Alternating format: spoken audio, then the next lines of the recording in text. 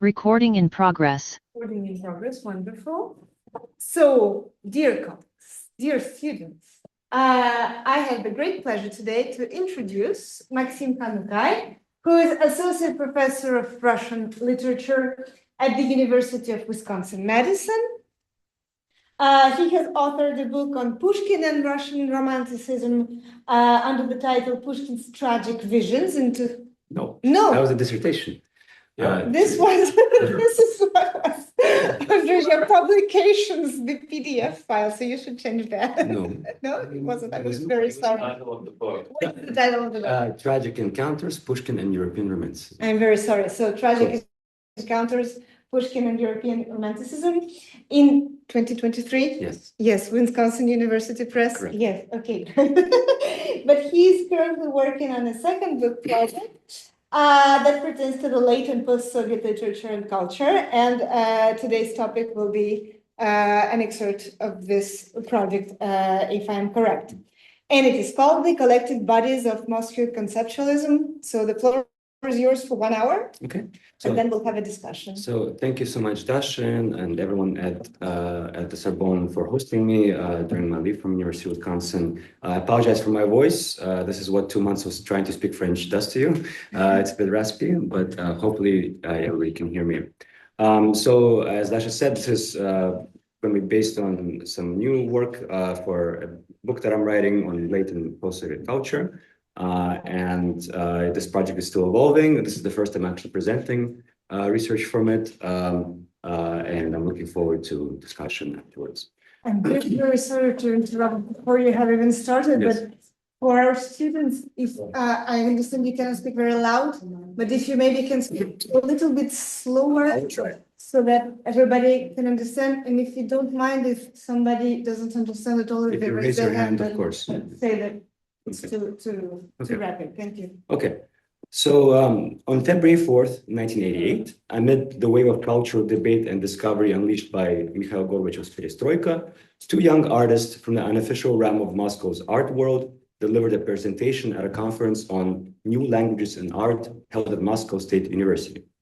Addressing a mixed audience of scholars, philosophers, and fellow artists, the speakers introduced themselves enigmatically as the incorruptible bureaucrats of the epoch of fading flags, before proceeding to read two reports on the origins and practices of their group, Inspection Medical Hermeneutics, formed only 2 months earlier.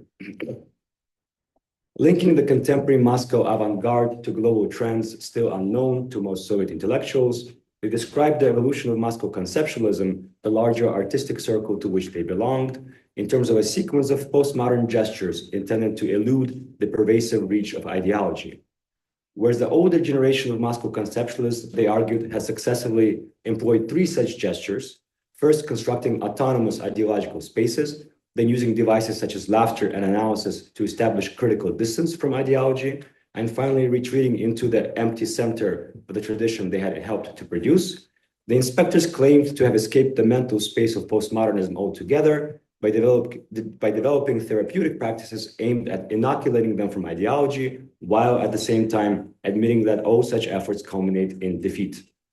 As if responding to the conference's stated interest in new artistic languages, the speakers deployed a number of obscure or only loosely defined terms such as empty center, meta-decadence, highest grading category, and the ideologization of the unknown. One term, however, was supplied with a lengthy definition, signaling its importance for the group and for their conception of the cultural political landscape inhabited by their circle. Describing it as a flexible and resilient category, the artist observed that a gnome, a gnome, in Russian noma, has several meanings. Firstly, gnome denotes the psychological space of perception created by the entire complex of text, oral or written articulations, with the help of which the Moscow avant-garde discussed itself throughout its existence, that is, since the beginning of the 1960s. The general gnome of the avant-garde is created by a discussion circle. It is made up of individual gnomes of specific artists and groups who create these gnomes by speaking about themselves and by the discussion circle that reflects on their activity, i.e., what the general gnome says about them. Secondly, being a complex of linguistic realizations, And Nome is aware of and describes itself as a community of specific people, as a circle. And in the sense, one can say he is from the Nome or he is not from the Nome. Apparently, it's always he for the Moscow conceptualism. In effect, reconceptualizing Moscow conceptualism, the artist presented it not as a traditional artistic school or circle, but as a distinct social formation, a discursively constituted community endowed with its own linguistic practices, modes of perception, forms of socialization, and mechanisms of reproduction. At least in part imagined, insofar as its members were said not to always know one another, it remained connected through shared articulations.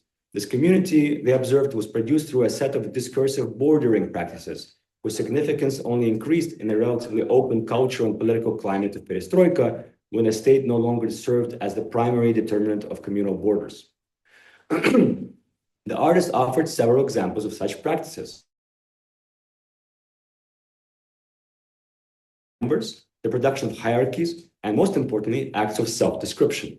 Perpetually redrawing the external and internal borders of the community, these practices, they argued, sustained its existence as a communal body, коммунальное тело, carving out a dependent yet partially autonomous zone within the broader corporal unity of the state. My presentation today will draw on a book chapter in progress in which I examine the discursive practices of medical hermeneutics as sophisticated reflections on and prolific mechanisms for the production of collective embodiments. Formed in December 1987 by Pavel Pepperstein, Sergei Yanufiev, and Yuri Lederman, medical hermeneutics both witnessed and heralded the disintegration of the Soviet Union, a process they diagnosed simultaneously as a medical condition requiring therapeutic intervention and as a liberating flight into the unknown. The group's early activities took the form of discussions recorded on tape, but soon expanded into a wide range of formats: the inspection of diverse objects and concepts, performances, installations, illustrations, and works of fiction, most famously the two-volume classic of Russian psychedelic realism, The Mythogenic Love of Castes. Although medical hermeneutics remained productive after the collapse of the Soviet Union, publishing numerous books and exhibiting widely in Russia and abroad, scholarly attention to the group has never matched that devoted to more prominent Moscow conceptualists, and existing accounts of their work are largely confined to restatements of the artist's own extensive corpus of self-descriptions. Можно чуть помедленнее? Медленно, хорошо. Извините, У нас полно времени. Хорошо. What has been overlooked as a result is the pioneering role medical hermeneutics played in developing a new language of Russian art that reflected on the collapse of the Soviet body politic and its reconfiguration into the neoliberal corporeality of post-socialism. Although not alone among Soviet artists in exploring these problems, medical hermeneutics found idiosyncratic solutions to the challenges posed by the historical moment through its creative employment of medical terminology, development of therapeutic practices, and expansive commentary on the problem of collective embodiment. A distinctly Soviet inflection of the classical metaphor of the body politic, the collective body functioned for the group as a conceptual bridge between the domains of art, medicine, and state power, serving as the central node of a thematic constellation linking Soviet biopolitics, political theology, and political semiosis. The proposal to adopt the enigmatic term Nome to designate their larger artistic community to which they belonged was both metaphorically rich and prescient. The term originally referred to the territorial divisions of ancient Egypt, believed to have been organized around the scattered remains of the Sun king Osiris. After being murdered and dismembered by his brother Seth, Osiris was remembered by his wife Isis and restored to life just long enough to conceive an heir. The myth of Osiris thus fulfilled two vital political functions. It provided a theological foundation for the Egyptian political order by establishing a clear line of pharaonic succession, and it articulated a sacred geography of the Egyptian state, transforming it from a collection of administrative districts, each claiming a direct connection to Osiris, into a single living divine body. Thus, as if sensing the Soviet Union's impending collapse, medical hermeneutics began to grapple with the problem of political disembodiment. Yet far from wishing to suture the Soviet body politic together or propose a coherent blueprint for its fragmentation, they mobilized an array of visual and discursive practices to interrogate the fraught relationship between the part and the whole, casting the new forms of collective life emerging in a process of fragmentation, not only as liberating alternatives, but as competing political formations, each taking its own exclusive claim to the sacred. While the bulk of my chapter focuses on medical hermeneutics, in what follows, I will devote equal time to Ilya Kabakov and Andrei Monastyrsky, elder conceptualists who served as mentors to the young artists. My more limited goal today will be to trace the conceptualist development of the corporeal metaphor through the end of the 1980s, showing how its early use as a descriptive term eventually gave rise to discursive practices through which the circle constituted itself as a collective body. Compiled and published by Monastyrsky, the Dictionary of the Terms of the Moscow Conceptualist School cites philosopher Mikhail Ryklin's book, that's Ryklin, Terrorologics, Terrorologiki, in defining collective bodies as, quote, bodies that solidify their unity at the level of speech and are therefore resistant to being broken down into individual components. A philosopher of culture who played a key role in introducing post-structuralism to Russia, he wrote several essays on Bacht, produced an abridged translation of Deleuze and Guattari, and their Anti-Oedipus, and in 1990 helped to organize Derrida's first trip to Moscow. Ryklin met Monastyrsky and other members of the Moscow Conceptualist Circle in 1986 while working as a senior researcher at the Institute of Philosophy of the Soviet Academy of Sciences. Recalling his first encounter with the conceptualists at the moment of their emergence from the underground, he observed in his introductory essay to Monastyrsky's dictionary, at that time I was working on the collective work social public consciousness, which, as usually happens with grandiose plans, remained unrealized. Such phrases as speech culture, collective corporeality, etc. go back to it. To my pleasant surprise, having met Monastyrsky, Kabakov, Sorokin, and then the members of the future medical hermeneutics, I realized that in their own field, they were doing something similar to what I was trying to do myself. So what exactly were the conceptualists doing? Having begun to systematically incorporate elements of Soviet communal life into his works in the 1970s, Kabakov wrote a series of essays at the turn of the following decade that employed metaphors of collective embodiment as part of a broader reflection on the place of the artist in the Soviet Union. The first essay, Nozdrov and Plyushkin, depicts Nozdrov, the famously extravagant character from Gogol's Dead Souls, as the embodiment of public consciousness, whose main objective is to organize individuals into a unified body, единое тело, one that was previously called society and is now referred to as the collective. Drawing attention to the disciplinary thrust of such an individual's activities, Kabakov observes it is all up to him, this public one, to excite, sustain, and organize this body, to struggle with those who are malingering, to encourage those out front, to chide the negligent. But the main thing is to keep them all together, not allowing them release from that state of public trance and neurosis. Real life Nozdrov's, Kabakov writes, exhibit a confluence of despotism and artificially exaggerated cheerfulness. Skilled at weaponizing outrageousness, such individuals perform ritualized acts of transgression in which a society recognizes itself as a whole. Kabakov's historical examples include the carousing of Russian Tsars Ivan the Terrible and Peter the Great, and Vladimir Mayakovsky barking at the reception of a Finnish art exhibition, an event that would be upstaged in 1996 by Lev Kulik when he bid a visitor to his Duck House performance in Stockholm. And I couldn't help but think of like Trump also in this context of someone who performs outrageousness as a way to kind of create political solidarity for his party. But Kabakov also finds manifestations of symbolic embodiment among contemporary Western artists, who, according to him, find themselves inside society, are excited by it, and stirred up in turn, surprising it, terrorizing it with happenings and other public acts, constantly searching for contact between art and life. And so Kabakov specifically mentions the recently emigrated Sots artists, Vitaly Komor and Alexander Milamid, but he's also clearly thinking about Western performance art, people like Joseph Beuys, the Venus Actionist, Alan Capro, Marina Abramovich. This is all kind of like the context here.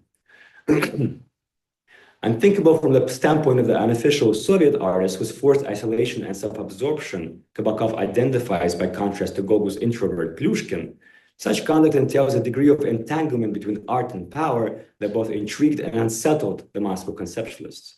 Kabakov's unflattering portrayal of Nozdrov signals ironic distancing, and yet it is difficult not to detect in his largely compensatory affirmation of Plyushkin a trace of envy stemming from his own lack of contact with the Soviet public. Isolation and the perceived impossibility of voluntary collectivity in the Soviet Union are problems to which Kabakov returns in On Emptiness, an essay rooted in a recognizable tradition of Russian intellectual thought inspired by the 19th century philosopher Pyotr Chadaev. Written after Kabakov's brief stay in Czechoslovakia, the most western outpost of the Eastern Bloc, the essay seeks to describe, quote, a peculiar psychic mode, a psychological condition inflicting those who live in our place, that is Russia, which Kabakov renders topographically as an archipelago of small and large settlements, lost and scattered about the expanse of emptiness.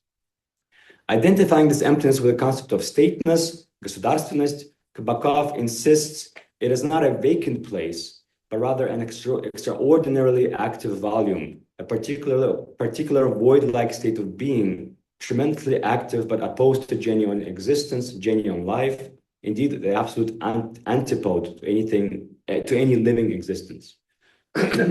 Every resident of this emptiness lives in two dimensions, writes Kabakov, the first being construction and organization, and the second destruction and annihilation of the first. This bifurcated existence produces a distinctive condition of neuroticism and psychopathy, which individuals attempt to overcome by developing their own psychotechniques of life. The problem of voluntary collectivity emerges when Kabakov considers the possibility of a certain unity and continuity, in short, a single interacting social body arising in the face of the emptiness. Perhaps unsurprisingly, he concludes that it cannot. The fear of emptiness is so pervasive that it structures each islander's relation to others. Having painted a stark picture of social atomization and its psychological effects, Kabakov enumerates the positions one might adopt in relation to emptiness.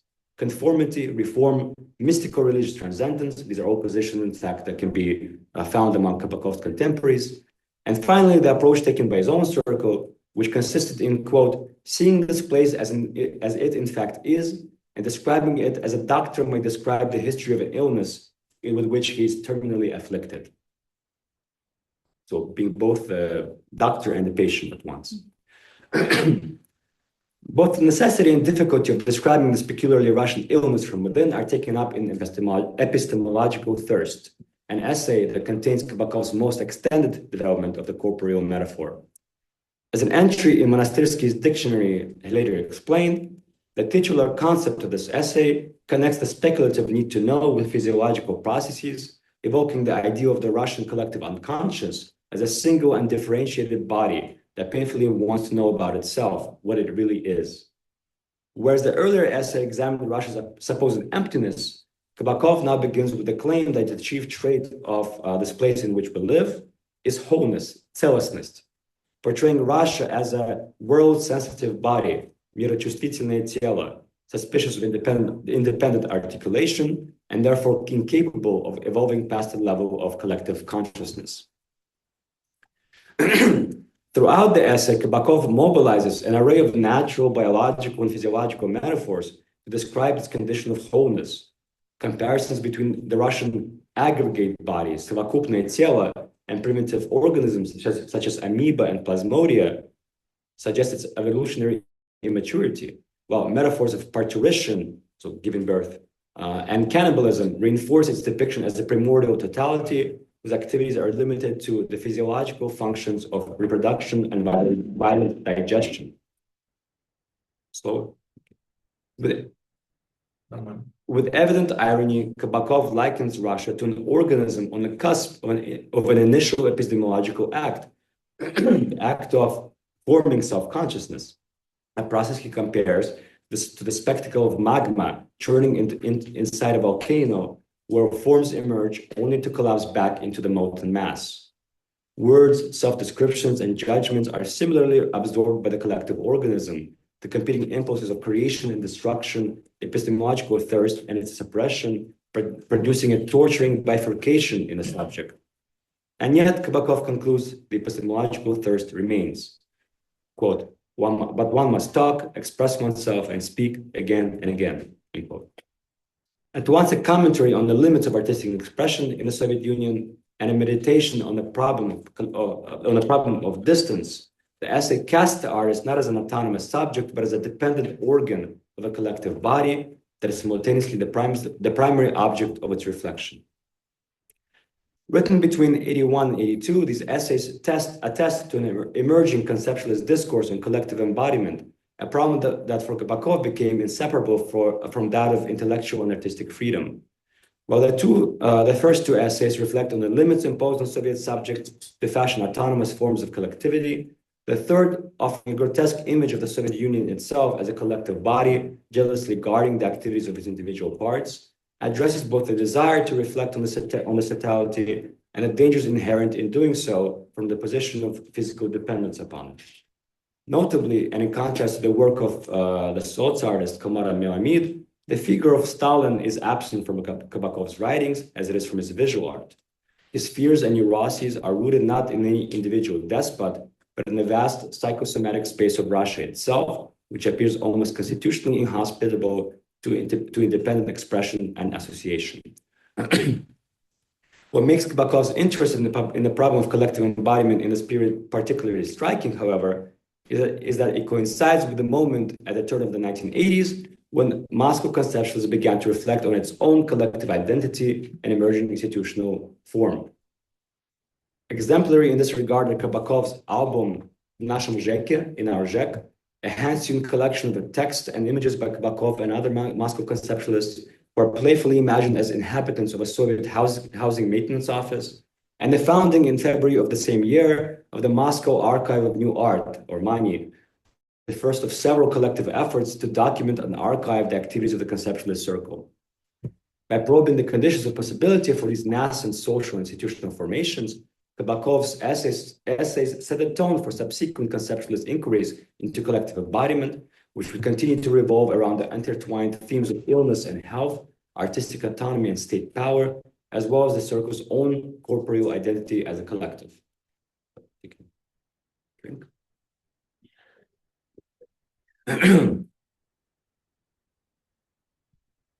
Around the time when Kabakov was diagnosing the neuroses of Soviet artists, Monastyrsky started experiencing acute symptoms of schizophrenia. Monastyrsky is best known as the leader of the Collective Actions Group, which in 1976 began organizing their famous trips out of town, Поездки за город, Soviet-style happenings in which small groups of invited audience members traveled to the outskirts of Moscow to witness some indeterminate and often indistinguishable event. Straining to locate the source of a sound ringing in the woods or discern a pair of human figures approaching them on a snowy field, audience members were induced to come up with personal interpretations of what they heard or saw, later comparing them to those of the other participants. The main goal of this activity, Monastyrsky observed in the introduction to the first volume of Trips Out of Town, the collective factographic project that emerged from these actions, was nothing less than the liberation of consciousness. Much as their counterparts in the West, the Moscow conceptualists were avid readers of literature on Eastern philosophy and spiritual practices. But by offering participants temporary relief from their ideologically oversaturated lives in the capital, the actions also produced what Kabakov described as psychic comfort, psychický komfort. Thus, even though its aesthetic and spiritual considerations were of foremost concern to collective actions, it would not be a stretch to describe the actions as a form of art therapy. Indeed, given the central role that Monastyrsky ascribed to the process of interpretation, one grounded in a kind of medical hermeneutics.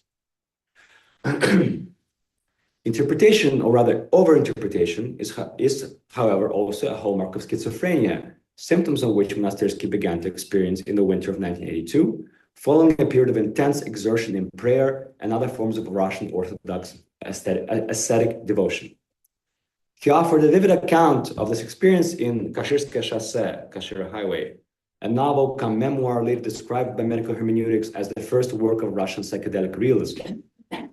Soviet political realities were rarely foregrounded in this work, and yet the concepts and methods introduced in it will become central to the radical reinterpretations of the Soviet ideological landscape that Monastyrsky and other Moscow conceptualists will undertake in the second half of the 1980s. The most significant innovation was a schizoid method for interpreting signs emanating from the collective unconscious, a method Monastyrsky appears to have arrived at independently, but subsequently developed in a series of essays written after encountering Rifkin's translation Anti-Oedipus. So Anti-Oedipus is where Deleuze and Guattari elaborate their concept of schizoanalysis. So Monastyrsky kind of picks it up. With the title that gestures not only to Deleuze and Guattari, but also, as we shall see, to Walter Benjamin's famous essay on Paris, Monastyrsky's essay, Vadencha, Capital of the World as Schizoanalysis, casts him as a late Soviet flaneur strolling with his daughter through the exhibition of achievements of national economy, Vadencha, a vast Stalin-era park built to showcase Soviet advances in industry and agriculture. Finding himself in a section of the park he had not visited since childhood, Monastyrsky is overcome with nostalgic memories of those distant times when everything was perceived in a direct sensory and functional sense, when the world was only just being learned about and was therefore magical, new, and wonderful. Excuse me.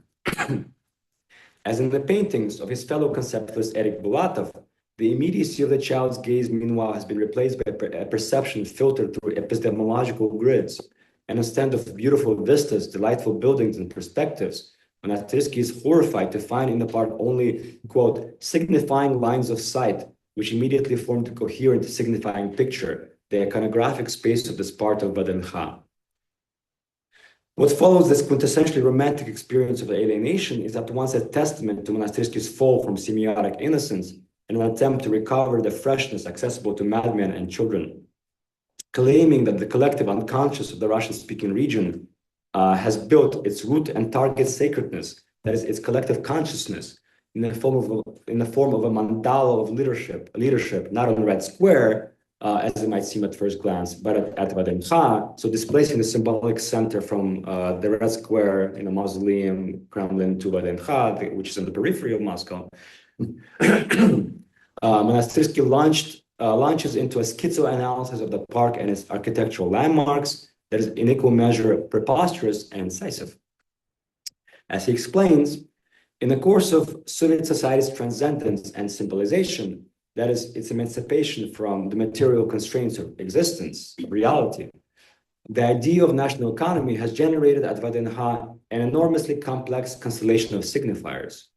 These include not only the gaudy golden ear fountain featured here, which Monastyrsky identifies as a sacred locus of Soviet collective consciousness, but also the surrounding gardens, pools, pavilions, their ornamental features, and even the pathways linking these sites, all of which are encoded with ideological meaning.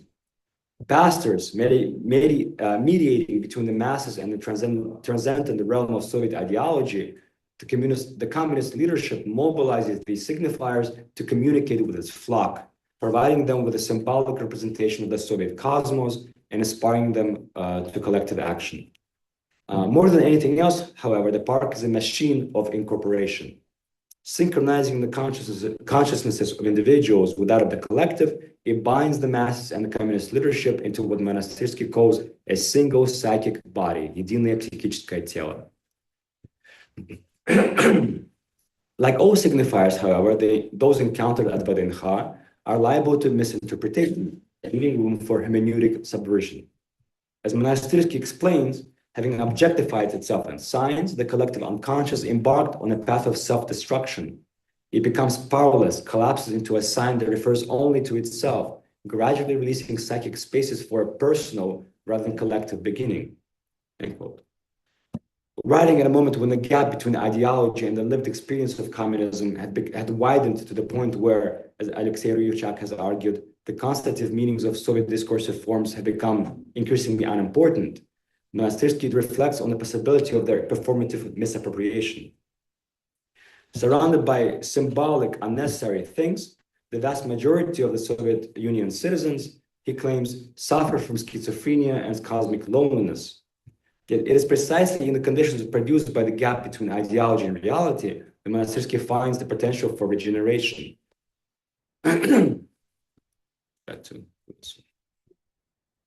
To illustrate, he invokes the Vedic creator deity Prajapati, who divided himself into 5 pranas, or vital forces, to breathe life into the inert world. As he observes, a society whose sacredness leaves only the breath of a person free, potentially cultivates in each of its members a prajapati, in the real sense, a schizophrenic, whose breath gives birth to reason, reason to gods, and the gods to worlds, his own pathopsychological ones. So each person can create their own worlds, right? Not those who misinterpret the sign and create their own worlds, not those ascribed by ideology. Monastyrsky's essay is a brilliant performance of precisely this operation, a schizoid reading that breathes new life into that sign by means of their radical decentering and defamiliarization. Its most extended example of hermeneutic subversion is devoted to a description of the psychological as opposed to nomenclatural structure of Soviet collective consciousness, which Monastyrsky claims is composed of 5 ranks: titans, charioteers, cosmonauts, shorties, karatishki, and, wait for it, Georgians, Gruzini.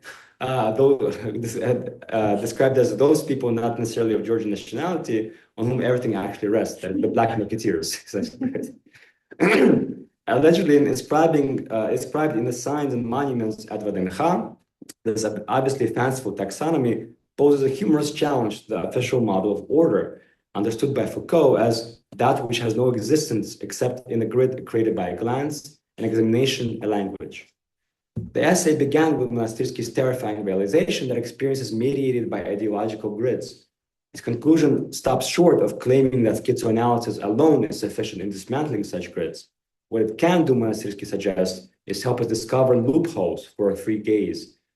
Free, if only in a contrived way, deliberately framed, yet still with an empty, desacralized center, where, in fact, he says, always lies hidden what is most precious to us, the restored unknown. Roughly the same distance separated Monastyrsky from the culture of high Stalinism, whose dream images are preserved in the architectural landscape of Vdenha, as that which existed between Benjamin and the Paris of the Second Empire. In Paris, capital of the 19th century, Benjamin memorably describes sites like the Paris World Exhibition of 1867, on the left here, as places of pilgrimage to the fetish commodity. But phantasmagoria of modern capitalism in which consumers were distracted by the spectacle of dead objects. A dialectical reading of such sites was meant to reveal their historical, inwardly contradictory nature, arousing the reader from the utopian dream world that by the 1930s had turned catastrophic. A relic of another dream world, but in Monastyrsky suggested, was no less phantasmagorical, a hallucinatory simulacrum concealing the political and economic realities of Soviet communism. Instead of commodities, it offered up for consumption a world of signs and ideological messages emanating from the Soviet collective unconscious. The latter was conceived by Monastyrsky in the Deleuzian days, less a storehouse of archetypes, which is kind of how Jung sees the unconscious, the collective unconscious, than a psychoenergetic field shaping the masses into a unified body. However, over time, these signs in which it had become objectified lost their vitality. They had become unanchored, liberated from their original meanings, leaving the collective body in danger of fragmentation. Monastyrsky's brand of schizoanalysis was in equal measure a symptom and an agent of this fragmentation. It was also a form of therapy for an artist still suffering from clinical schizophrenia, mainly therapy through laughter, of course. Building on Monastyrsky's experiments, medical hermeneutics appeared just as the stitches still holding the collective body together were starting to come undone. The patient was bruised and everybody needed therapy.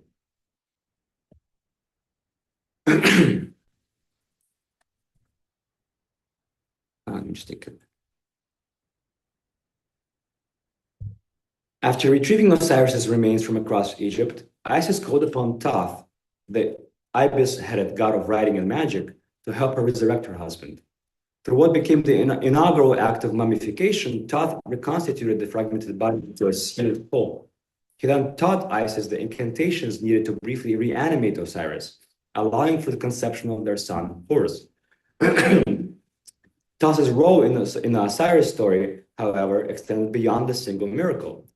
When Horus's eye was torn out during his subsequent struggle for the throne with Seth, he recovered and restored it, inspiring the eye of Horus, an enduring symbol of healing and restoration. As the king's scribe and interpreter of the divine law, he also documented Seth's crimes and testified before the gods to secure Horus's rightful succession.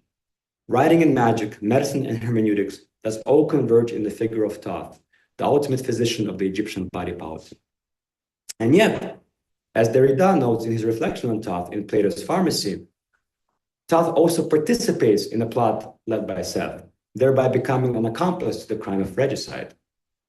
Derrida does not directly state how Thoth is implicated in Osiris's murder, but his extended analysis of a passage from the Phaedrus, in which hieroglyphic writing, which Thoth is said to have invented, is described as a pharmakon, the Greek word for both remedy and poison, hints at his double contradictory nature.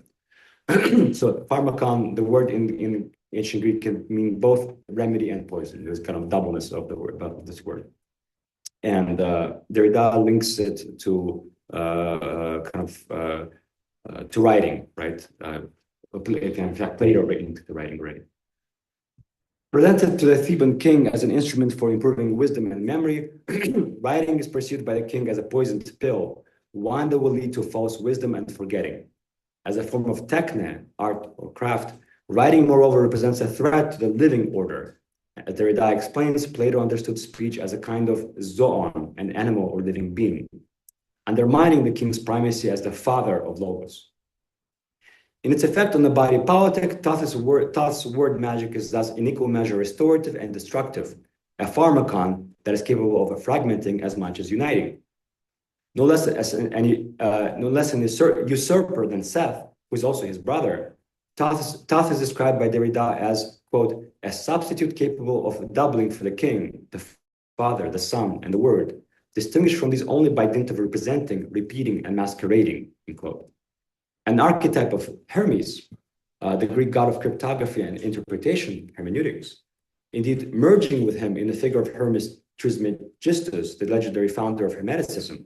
Thoth, Derrida writes, is sly, slippery, and masked, an intriguer and a card, neither king nor jack, but rather a sort of joker. It appears highly significant, therefore, that medical hermeneutics alluded to precisely this story in describing their artistic circle, even if they made no explicit mention of Thoth or the ambivalent nature of the technology that he invented.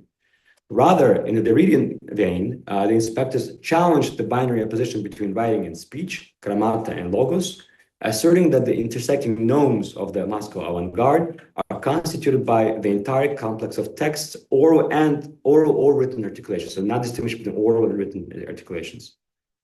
With each successive stage of supplementation and surrogation, from live dialogue to tape recording to written or printed transcription, the discussion format adopted by the group enacted a deconstruction of the logocentric metaphysics of presence, no less foundational to the Soviet Union than to Plato's Republic. At the same time, the discussions themselves evoke the slippery spirit of Thoth and Hermes through the prescription and performative administration of poisoned remedies that were conceived at once as being therapeutic and criminal. Criminal mainly from the point of view of the state, of course. And I'm not going to medical hermeneutics elaborates an entire sort of thematic of criminality linked with their fascination with Sherlock Holmes that I'm not going to go into today, but an interesting aspect of their work also. In the political theology of ancient Egypt, Thoth first participates in the dismemberment of Osiris's body and kingdom, then helps to reassemble it. An opportunist, he's perhaps the original personification of cynical reason, willing to serve whichever god offers the greatest reward or no god at all. Emerging under Gorbachev's failed attempt to restructure the Soviet body politic, medical hermeneutics assumed a comparably ambivalent role, as already indicated in their adoption of the term "nome," as if challenging the Moscow avant-garde's burial underground to the underworld of Soviet culture. Medical hermeneutics resurrected it and supplied it with its own sacred geography, one that supplemented, if not fully supplanted, that of the state. In so doing, it positioned the avant-garde as both usurper and false surrogate of the state's charismatic authority, a power it would in fact begin to wield at the infamous Sotheby's auction held in Moscow in July 1988, just months after the group's founding, when the works by a formerly underground Soviet artists, including many Moscow conceptualists, fetch astronomical sums, entering major Western collections and thereby fully supplanting official Soviet art in the eyes of the international art market.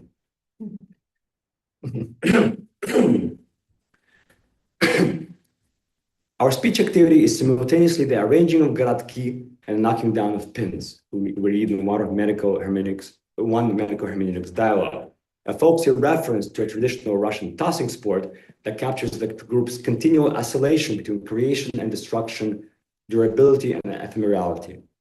A similar oscillation between appearance and disappearance, presence and absence, is evoked in another analogy indebted to Russian folklore.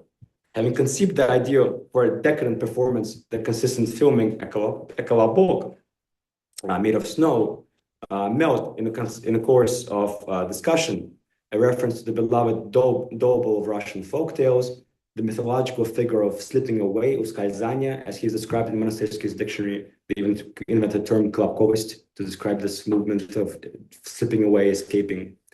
Anufriev compares the group's own discussion to a kolobok who is melting, unspooling from the reel of the cassette, disappearing, yet leaving behind the recorded trace, or as the Redai might have put it, the dangerous supplement. You see, you have the club key here, right, in the room. The initial dialogues recorded by medical hermeneutics were organized around three triads of thought forms in the German Gedanken form. Faith, hope, love, Vera, Nadezhda, Lyubov, alluded to three Christian virtues of special importance in the Russian Orthodoxy, but also to Nikolai Reshov's socialist realist novel of the same name, which sought to secularize these virtues in the service of communism. Mind, honor, conscience, chest, sovest, refers to the Communist Party slogan, the party is the mind, honor, and conscience of our epoch. Finally, the triad liberty, equality, fraternity, свобода, равенство, братство, obviously the defining slogan of the French Revolution.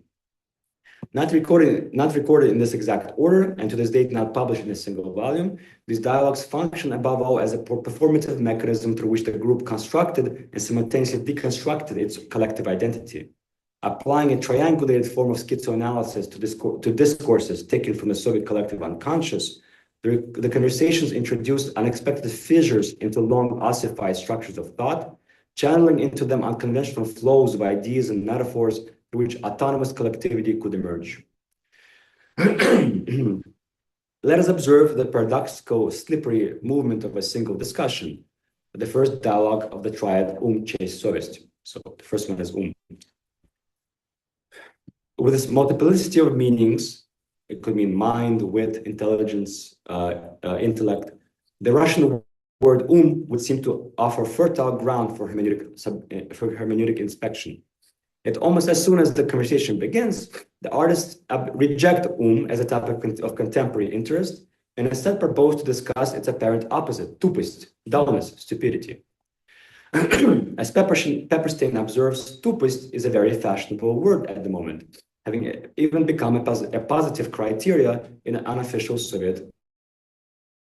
To call something тупое, stupid, has become a form of praise, while to describe something's умно сделано, intelligently made, is to submit it to ridicule.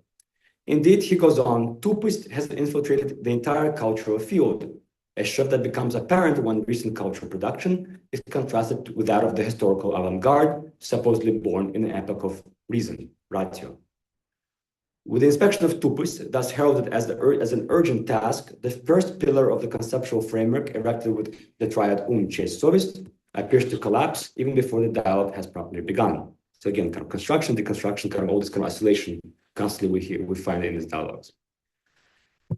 We're working through a thought form, one of a series, ruminating on it and investigating it, observes Anufriev. The Russian word he uses for ruminating, obsessivate, denoting over-analysis, but evocative also of a child or a mental invalid sucking on hard candy. He then adds, but this is not an end in itself. Rather, it serves the purpose of rectifying names, and therefore it is vital to maintain a distance. Anufriev's allusion to the Confucian doctrine of the rectification of names, which posits that social order depends on an alignment between words and reality, suggests both a social diagnosis and a therapeutic intention. At a time when such terms as chest, and sovest have been emptied of their traditional meanings, when few believe that the Communist Party embodies the virtues it proclaims, One possible response might be simply to investigate what these terms have come to mean alongside any emergent forms, if not to repair the social order, then at least to render it more intelligible and thus more inhabitable.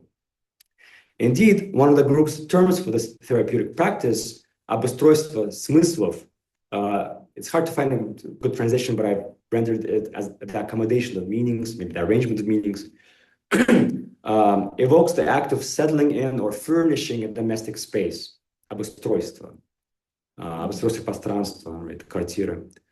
The goal, as we read in Monastirski's dictionary, is to calm ideologically charged meanings by placing them within specially processed niches, furnishing a discursive space in which one could experience psychic comfort. The term for instance, is accommodated through its juxtaposition to tupость, whose own meaning turns out to be highly ambivalent. On the one hand, as Nufriv observes, life itself can appear as a struggle for deliverance from real tupость, that is, from dumb existence. On the other hand, as Pepperstein suggests, it is precisely within such states of apparent closure that salvation appears in the form of remission, permitting positive factors to once again assume their place on the psychic horizon. Seen in this light, the perestroika period, following a long period of stagnation, may be understood as a time of remission, or in Pepperstein's terms, an interim moment of normalcy, when has shed its monstrous ambitions, becoming at once more intelligent and more stupid. As he observed, its excessive excrescences, the dangerous schizoid spikes that troubled people for so long, have now been trimmed back. One can now lean securely upon the mind without fear of being pricked or cut. And yet he warns that this newly smooth surface harbors its own danger, the risk of an imperceptible sliding, скольжение, from reason into delirium. We slide into delirium, бред, because we lack any preconceptions. We have no pre-reason, предрассудок. There's only reason, рассудок, and post-reason, пострассудок. We're drowning in reason and post-reason, just as we are in modernism and postmodernism. Pre-modernism is something we can't imagine, nor can we mentally rely upon it. Sliding indeed is an apt metaphor for the vagrancies of medical hermeneutic discourse itself, which moves almost imperceptibly from one thought form to another, inspecting each in light of its antonyms and plesionyms from every conceivable angle. The mere mention of the word рассудок prompts later men to recall that classical German philosophy distinguishes between Verstand, judgment, and Vernunft, reason. This distinction, he claims, failed to take hold in the Russian language, leaving Russian speakers only with a single word, And apparently it is precisely with this perpetually caught between the razum and the рассудок that the unhappy fate of the Russian people and state is linked, he observes, adding, here no one knows whether there should be weaving bad shoes or solving word problems. Such a form of however, is virtually indistinguishable from tupость, now proclaimed by him as a national trait. After all, he explains, Russia has always been in the position of an outsider relative to Europe, and stupidity, tupость, was a picturesque signboard. Russian folk and religious cultures offer many examples of Belarus stupidity, including Ivanochka Durachok and the Russian Orthodox institution of holy foolishness. The latter, in particular, has exerted a notable influence on Russian art. At the same time, he reminds everyone tupость is strictly speaking not the opposite of but of sharpness, astrata, and perhaps this lack of sharpness, its inability to cut and inflict pain, helps explain why it has become appealing to the unofficial Soviet artists.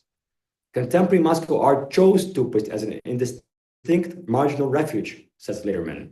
Tupость is impossible to either debase or exalt, therefore it is a field protected from all sides, echoes Pepperstein. I perceive tupость as a softening, like being piled up with pillows, he later adds.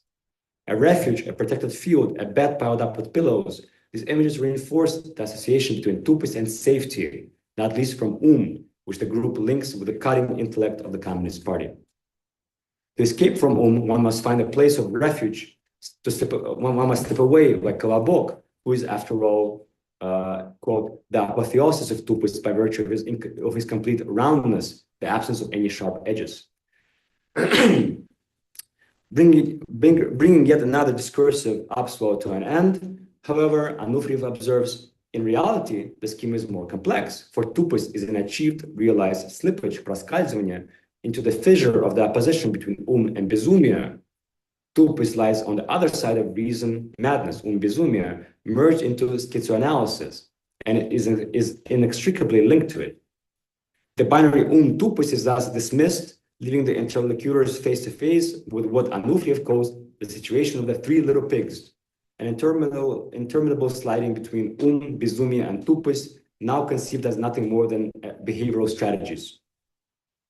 At the mention of this canonical children's tale, Lederman cannot resist making a schizoid association between Naf, the name of one of the pigs, with the German Vernunft, prompting laughter and a momentary metaleptic turn, during which Pepperstein describes their performative situation to their future readers. In fact, this conversation was being recorded during a loud party where people were coming and going, and the group was essentially united through discussion alone. Right? The discussion is what was constituting them as a group during this performance.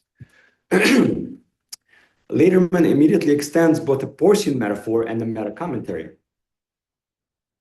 While speaking of we immediately plunged into holy foolishness and excelled in it, but saying something truly smart, proved difficult for us.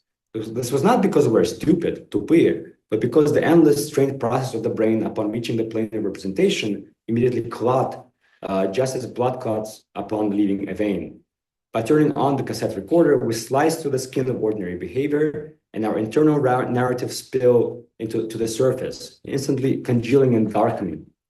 This is accompanied by the squeal of a pig being slaughtered on a table, and a table is the plane of the reader's perception. One must serve up a good suckling pig with horseradish upon it, for if we spoke of in a very smart way, no pig would ever appear on the table. The reader would remain sitting there, hungry at an empty table, hopelessly tapping a fork against the plate with nothing being served. The inspection of thought forms thus gives way to the inspection of the performative situation itself, yielding a grotesquely physiological conception of discourse, an animal body cut open, processed, and ultimately served up for the reader's consumption. After a momentary hesitation about the nature of their activity, Anufriev brings the conversation back to the topic of therapy. Playing on the phonetic similarity between the Russian words zarovatsa, to bury oneself, rvat, to tear apart, and its homonym rvat, to vomit, he observes, I would like to adjust our metaphors because I think we've gone too far, which can mean either we've overreached or we dug ourselves into a hole. We are being torn apart, nazrvut, but we have also gone too far, muzervaimся. His conclusion recalls Derrida's discussion of the pharmacon. I would define the reduction of to tupist as a reduction of to a prescription. For example, a drug, narcotic, in small doses acts as a medicine, лекарство. Безумие, and tupist are all drugs that we consume uncontrollably and get high on. We must put a stop to this. We should be guided by prescriptions, taking all this in moderate therapeutic doses, which ought to lead to positive results. Our inspectional stance must limit the dangerous impulses within ourselves. Seen not as states of mind, but as discursive strategies, bezumia, and tupis function like pharmacons whose restorative effects depend on dosage. The approach taken by medical hermeneutics must therefore be to regulate the excesses of these three little pigs. Like the artist clinicians celebrated by Deleuze, whose right to diagnosis derived from their willingness to become ill themselves, enough to create a mental disorder, but not to deepen it to the point of irreversibility. The inspectors must become a little bit a little bit bezumny, a little bit tupые, to experience the therapeutic effect of each drug while taking care not to overdose, to maintain a distance. We are the products of the decay of an intention which gained momentum in Moscow Conceptualism by the late 1970s, notes Lederman. An intention grounded specifically in the idea of therapy and the critique of intelligent activity and its illusory nature, struggling against it in favor of the mundane, prioritizing the ordinary over ideology and genius. The idea of therapy persists, he observes, but warns that under conditions of generalized disintegration and decadence in which the artists now find themselves, there are no longer any points of application for therapy. What remains is a defensive reflex to label everything, including therapy itself, an illusion that is something from which one must be cured. Тем, что надо вылечить. All our articulations vanish into literature, notes Pepperstein. We're drawing attention not just to the potentially illusory effect of their therapeutic work, but to the group's habit fictionalizing, evading, in psychoanalytical terms, repressing elements of reality on which they have placed an unspoken taboo, such as any mention of their individual's neuroses or biographies.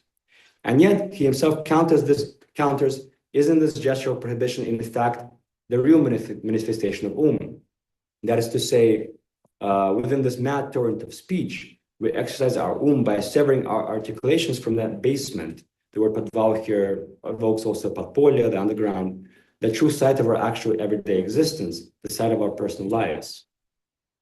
The inspector's employment of phrases such as linguistic streams, torrents of speech, vortices of language, largely ornamental up to this point, now culminates in a bursting forth of nautical associations, allusions, and metaphors. Carried away by violent torrents of discourse, the inspector's layman warns must hold steady to avoid crashing into the granite crags of being. We are, as it were, hurtling towards Scylla and Charybdis in a dance. The only way out is to dance faster with more agility, to be like trout frolicking in the rapids, whilst trying its best not to smash its fucking brains out against the rocks. Mentions of Scylla and Charybdis naturally prompt an association with Homer's Odyssey. We find ourselves in a world of ceaseless movement, at times purposeful, at other times Brownian, a world of conquest, of slipping, proskальзывание between crags, of smashing our brows, of cowboy bravado, and so on and so forth. It's unknown when our odyssey will end, and we'll finally moor at in a solid normal Ithaca where everything already exists, and there's no longer any need to achieve anything or strive toward any further destination. Our linguistic wanderings also have an end, and this is the end of the cassette tape, responds Lederman, once again drawing attention to the medial aspect. We're like Odysseus, whose travel time was known in advance. Therefore, mindful of the time allotted to us, we strive to navigate the sea of discourse as comfortably as possible, steering clear of those dangerous islands where, God forbid, we might be turned into swine or simply devoured. The seafaring epic chronotope evoked by this surge of nautical metaphors implies the existence of a goal, if not a clearly defined destination, whose attainment might bring therapeutic relief.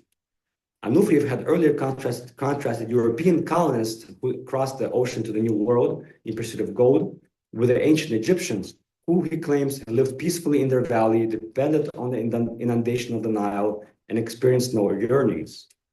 Lederman now describes their own activity in terms that align less with the placidity of the Egyptians than with the extractive violence of the European conquistadores. Our goal, of course, is one and the same: to dig up linguistic trinkets made of gold that we can then try on, play with, flaunt, and so forth. A magnificent golden toy, the idea of inspection, grants us a multitude of pleasant moments. It helps us endure disagreeable life processes and situations, entertaining us to the fullest. Odysseus, as Mandelstam put it, returned brimming with space and time, and we too return to the world with our pockets full of intriguing toys and wondrous things. Such a self-description implicitly casts Soviet culture as a resource-rich terrain of conquest. Anufiev's response offers only a slight correction. Unlike European colonists, he insists, they must not sail home after their adventures, but instead, wishing to bring their nomadic existence to an end, dissolve into the very civilization they had conquered, transform from Mongols into Chinese, from Spaniards into Incas. To put it differently, they must transform from nomads to settled inhabitants of a nome. But where is this nome, this new world, Novaya Zemlya, to be found? What if the ship of contemporary art, not of state, has sunk, and their only hope lies in clinging to the plank of conversation, escaping the fates of other artists who have struck underwater rocks or been transformed into swine? Curiously, after testing a range of additional metaphors, the inspectors abandoned the boisterous world of the Homeric epic and instead recast their activity in terms of a more limited kind of movement, from the gallery to the museum, galerinistic muzejnosti.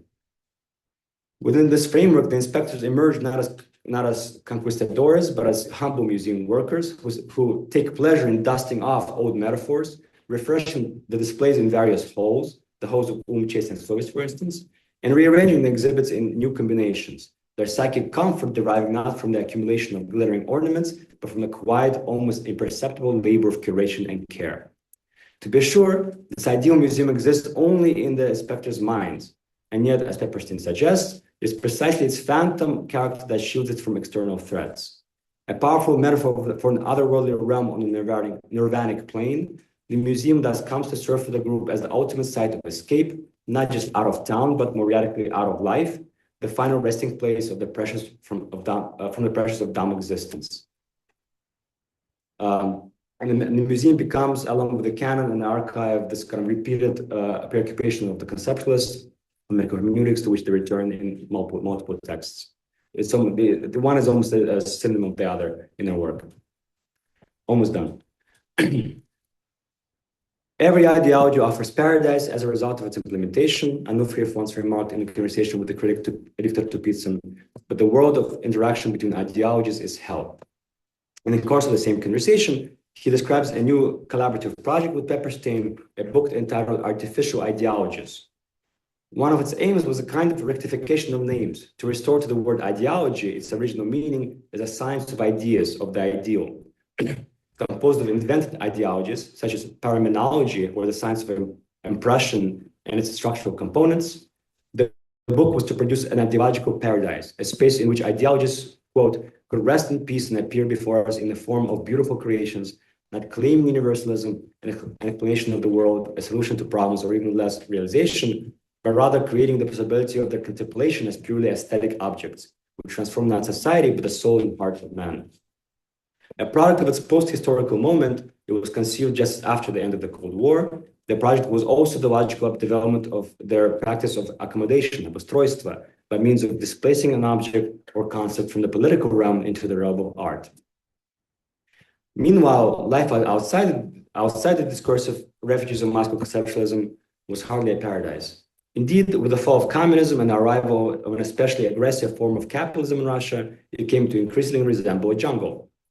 A new cohort of Russian artists, the Moscow Actionists, began to register these transformations by staging society's return to the state of nature, their physiologically grounded work representing a conscious rejection of the purely discursive collective embodiment of the conceptualists. Largely dismissing the upstarts as uncritical telesniki, corporalists, medical hermeneutics, for its part, continued to refine its therapeutic practice, supplying the conceptualist pharmacy with new remedies for a collective body that had just escaped one aggressive ideology, but had not yet fallen under the spell of another.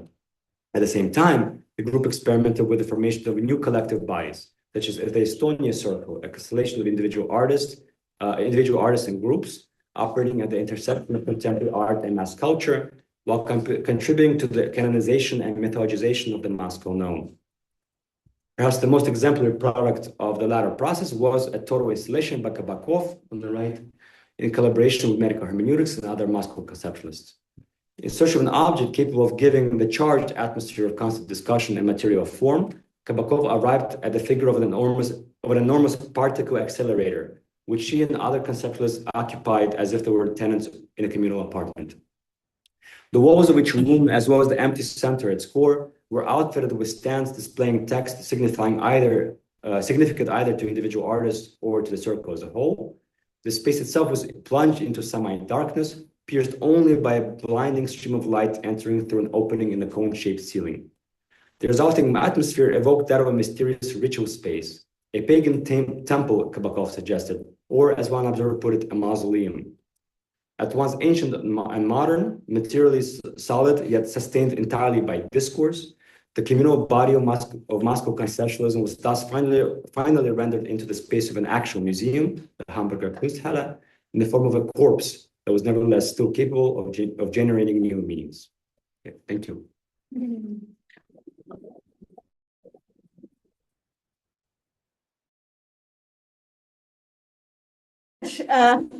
Probably too long, sorry. No, it was wonderful. Thank you for this very, very rich presentation. I have lots of questions, but I don't know whether I should begin or that maybe our students ask questions. Может быть, можно и по-русски задавать вопросы, да? Если вы хотите по-русски задать вопросы, пожалуйста. Уже есть вопрос, дорогой коллега. Если, может быть, в Zoom я могу начать с одного вопроса, например, а потом мы можем перейти к другим. В Zoom пока нет вопросов, просто все хлопают. А меня слышно в Zoom, когда я так говорю? Да. Да. Я понимаю, что вас слышно. Это очень хорошо. Но тогда... Я даже не знаю, на каком языке, но смотрите, давайте, наверное, по-русски, мне кажется, будет понятнее. потому что тема очень сложная. У меня несколько вопросов, некоторые очень конкретные, а некоторые более-менее конкретные.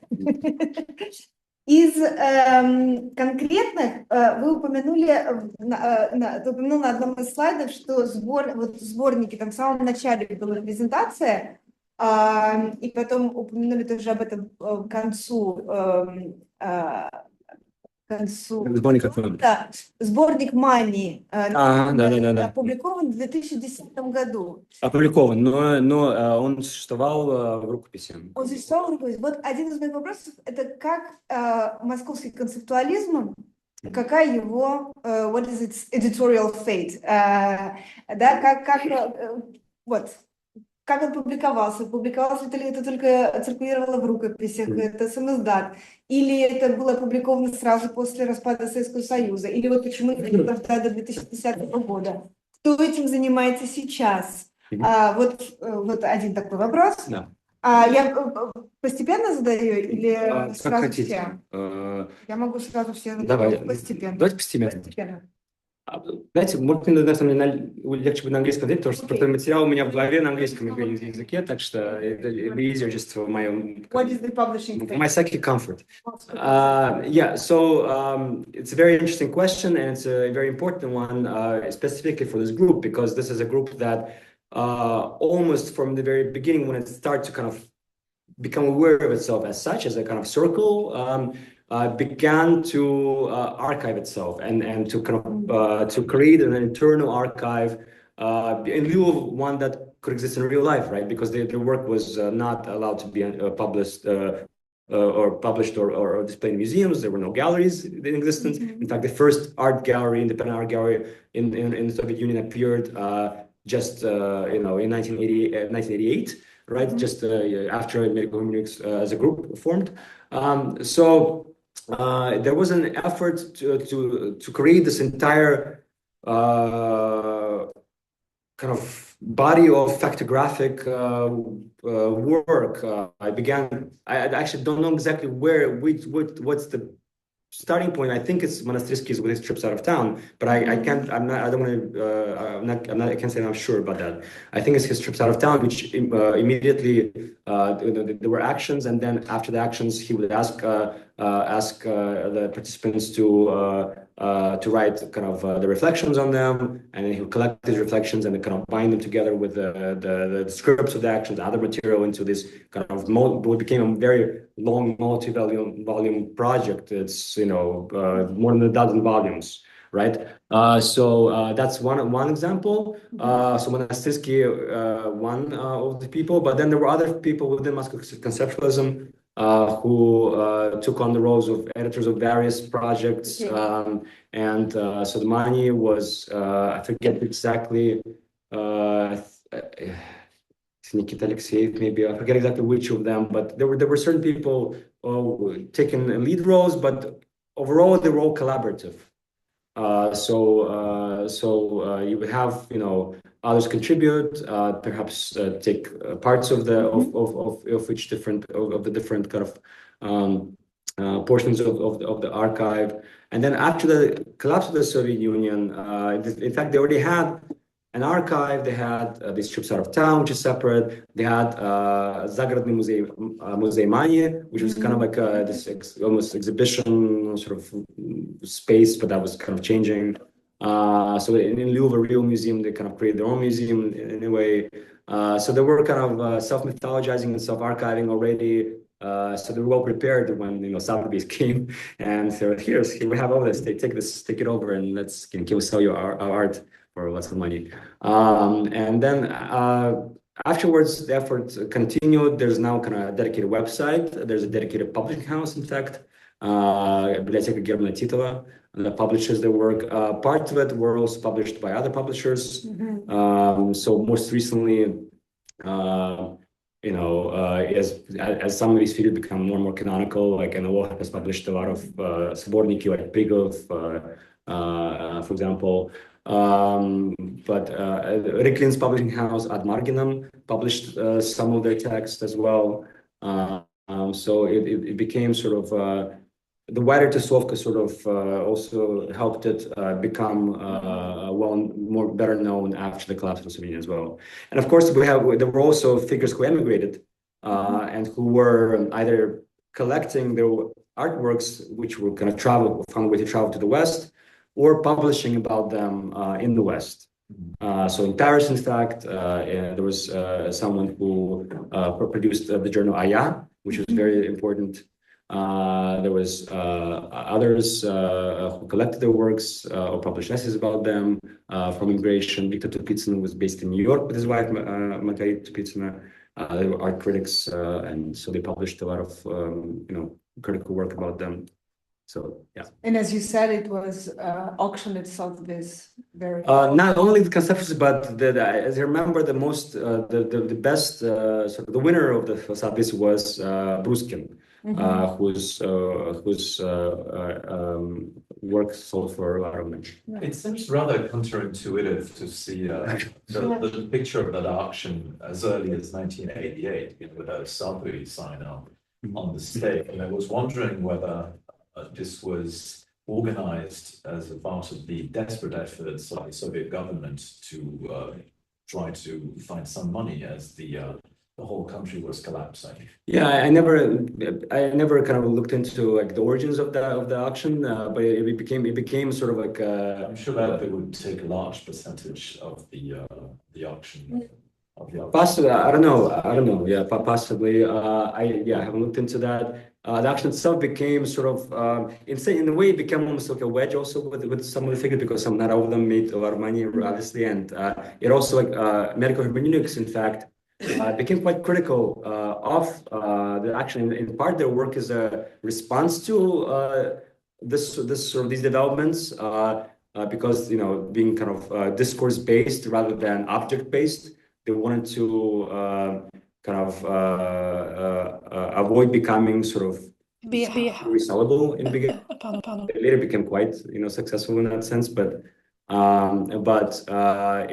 some of the writings from the late 80s, they're critical of Sotheby's, of the tendency of galerianists. In fact, the museum becomes sort of a utopian space for them. Not the real museum, like not the museums, like actual museums existing in the world, but the sort of ideal museum becomes sort of a utopian space for them, where sort of the struggle, the jungle, like sort of struggle for existence, Darwinian struggle of existence of art galleries is not there. And there are many interesting metaphors they use for the museum. One I just recently encountered was comparing it to what's the English word? Columbarium, like the ashes in the. I don't know what to say. Is it the same?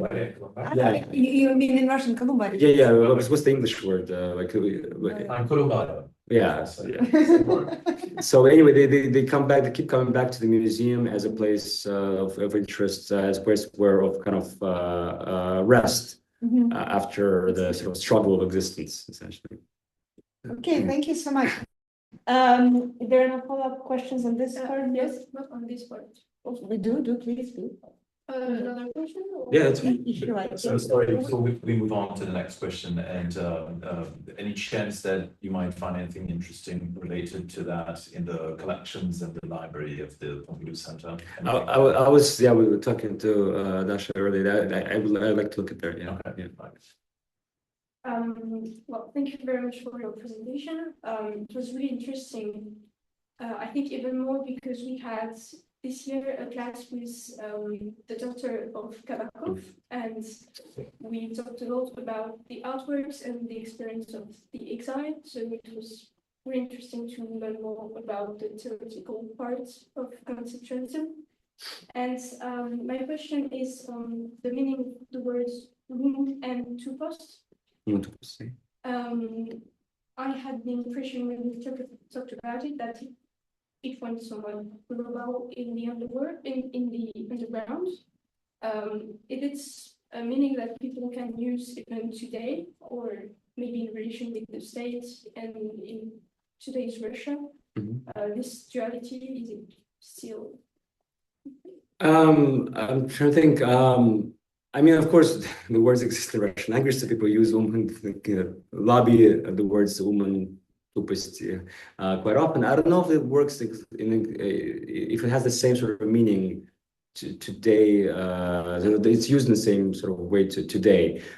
When tupist was part of a kind of wider, in fact, phenomenon in late Soviet culture. You see it, for example, in the works of the Mitsky, another performance group who kind of took on this kind of tupoi image. You see it in the work of the example of it in the work of the necrorealists in Leningrad, who sort of staged like a fist fights in the middle of the street of Petersburg, or became a bit very silly and kind of some grotesque things. So it became a sort of being tupoi became a way of not being sort of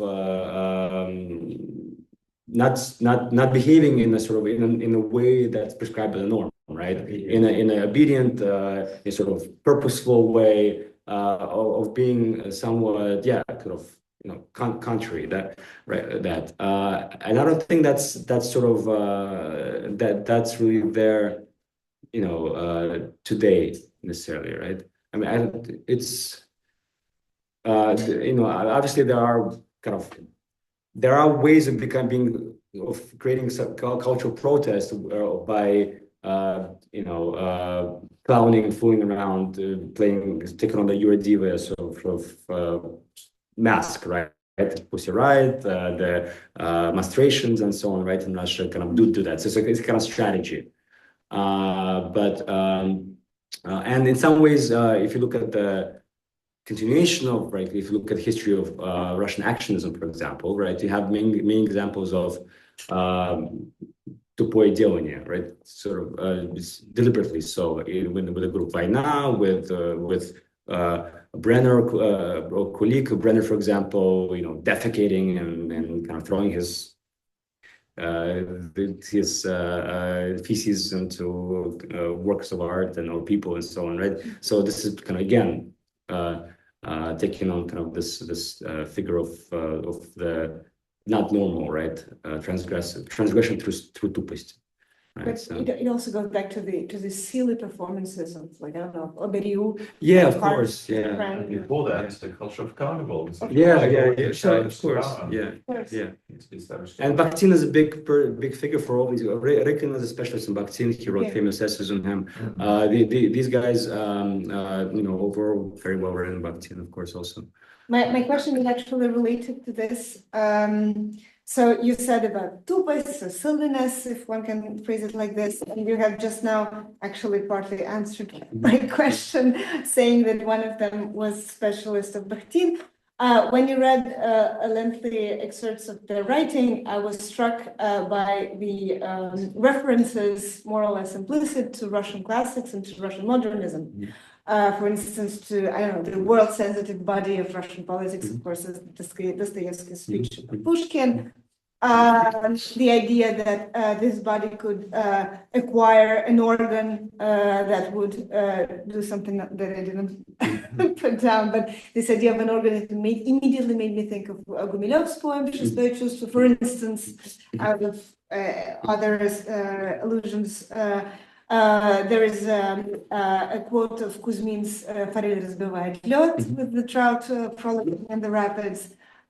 You have mentioned yourself. Mandelstam, they mentioned explicitly. Dostoevsky's Underground, of course. So also this idea of this very weird and cruel scene of the pig that is being slaughtered, but it is actually silentium. It is actually the idea that before, or дурно пахнут мертвые слова. So before the poetic word is uttered, it is beautiful, to put it plainly, but once it is uttered, it is dead and it stinks, etc. So maybe even more Gumilov than Chichen. So my question is, what is their relationship to the classics of the 19th century and the Russian modernism, to culture? And is it a playful relationship, or is it a relationship that is supposed to speak to a reader that will be as cultured as they are and as well read as they are? And on which stage does this play happen? And also, it made me also think that at the end you said that they explained this idea of artificial ideologies, that ideologies should now, with the collapse of the Soviet Union, be only an aesthetic thing, pretty to look at, to enjoy as an aesthetic object. But the literary allusions that one finds in their writings, they show that the relationship is maybe more than just an aesthetic enjoyment. That because they allude to thinkers, well, to poetic thinkers, and so to a relationship with reality that is not of simple and pure enjoyment. So, what do you think about that? Yeah. So I guess two different questions here. So the relationship to classics or previous writers, artists, of course, they're quite well read, but it depends on each individual figure in some ways. They're read in sometimes in non-canonical sort of ways. So, for example, I wouldn't mention it, but Briegel, for example, famously kind of said that he sort of didn't read many of the classics, but obviously he's well read in other things that many others are not read in. Their main sort of point of both inspiration and departure is the historical avant-garde. The figure of Malevich specifically is a constant point of obsession with many of the visual artists in the circle. Not so much for medical hermeneutics, which is kind of what I've been focusing on, but for others.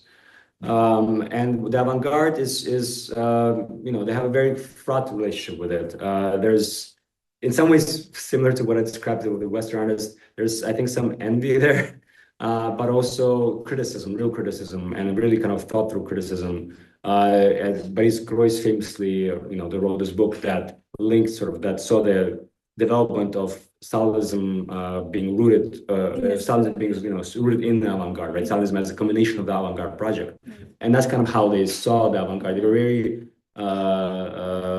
critical of the political the totalitarian sort of tendencies, the despotic tendencies in the avant-garde.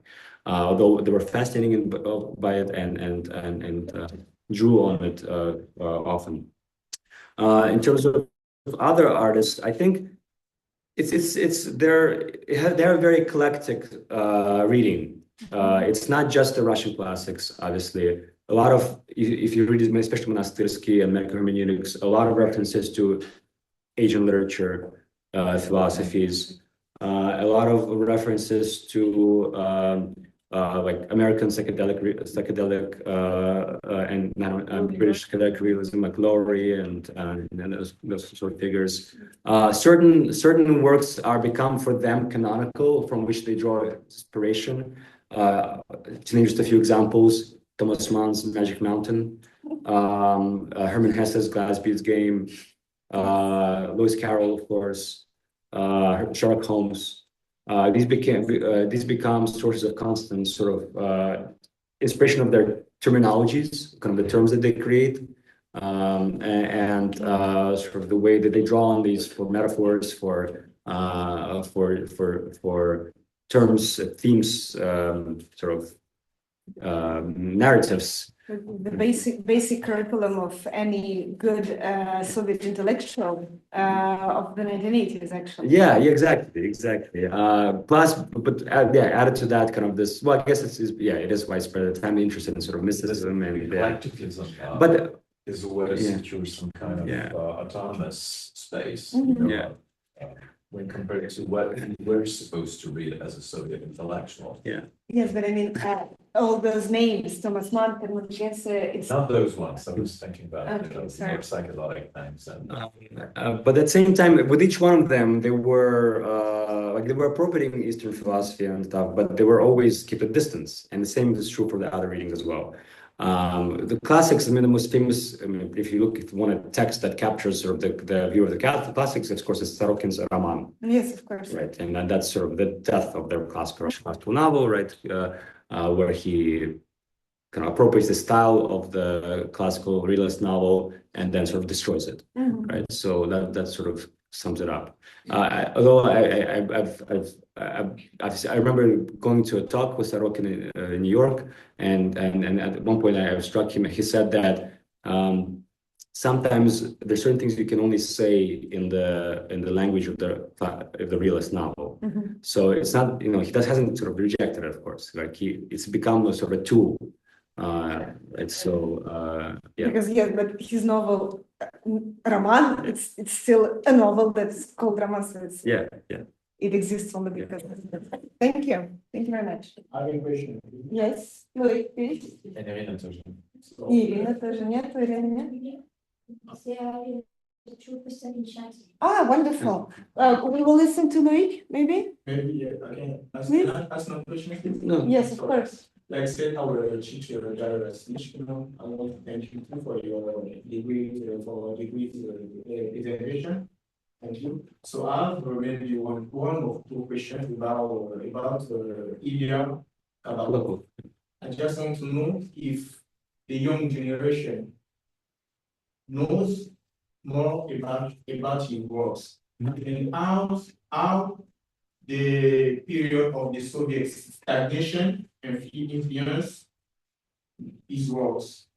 It was the second I want to know, like, if the young generation knows about it, you mean today? yeah, today. And the second part? And the second question is, I want to know if how the Soviet period influenced by Pavian, then you go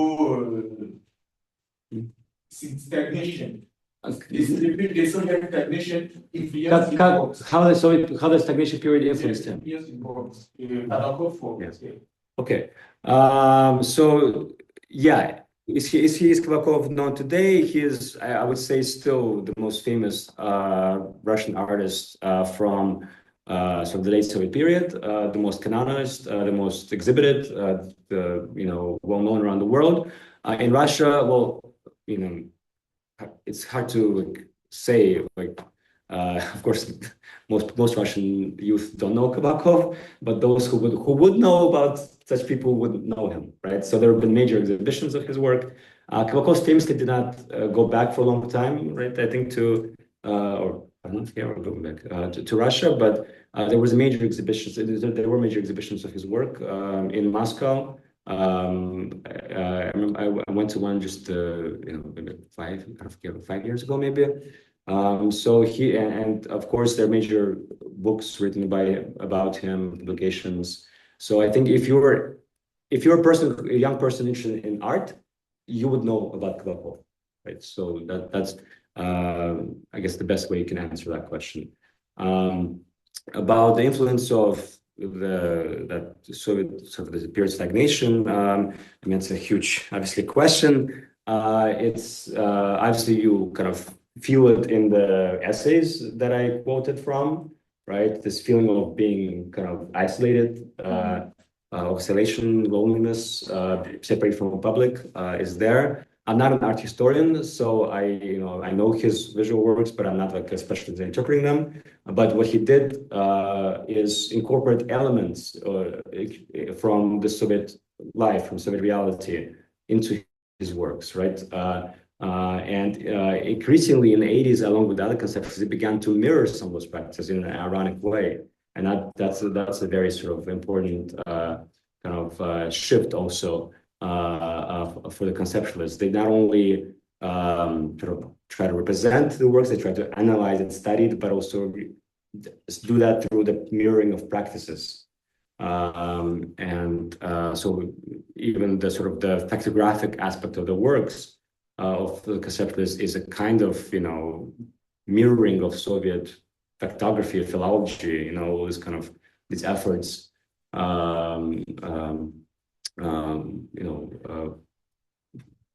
Already kind of an official culture itself. So if Yeah. I think that talking about the Soviet reality, Soviet life, how was his position about the Khrushchevsky apartment and Brezhnevsky apartment?